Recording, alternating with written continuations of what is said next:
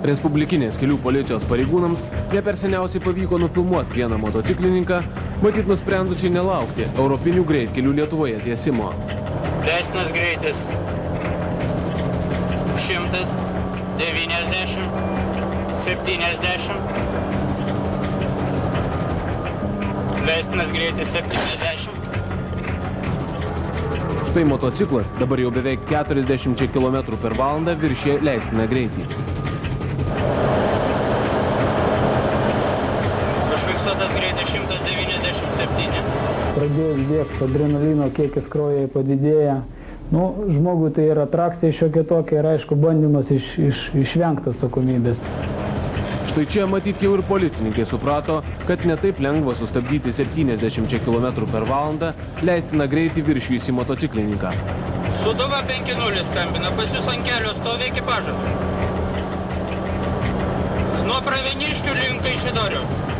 Motociklininkas važiuoja link Vilniaus, reikia sustabdyti. Policijos radaras fiksuoja beveik 100 km per valandą daugiau nei leistina. Už tokį pažeidimą galima netekti ir teisių. Motociklas pavojingai važinėja.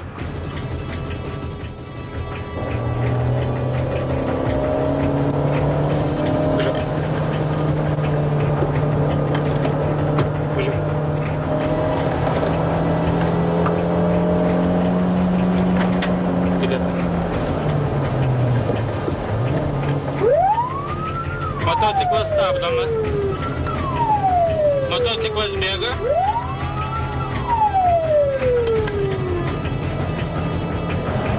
Sūduva 5-0. Dabar prie jūsų ekipažo turi būti tas motociklas. Gerai, dabar prie pat jų turi būti kažkur, nesmirksi mums važiuojant paskui. Praneškit, kad būtų labai atidus ir stabdytų atsargiai.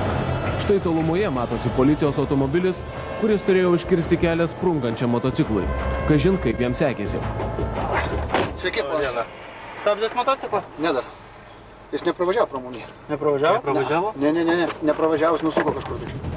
Motociklininkas vos kelių kilometrų atkarpoje tarsi išgaravo. Matyt, bėglys turėjo rimtų priežasčių rizikuoti.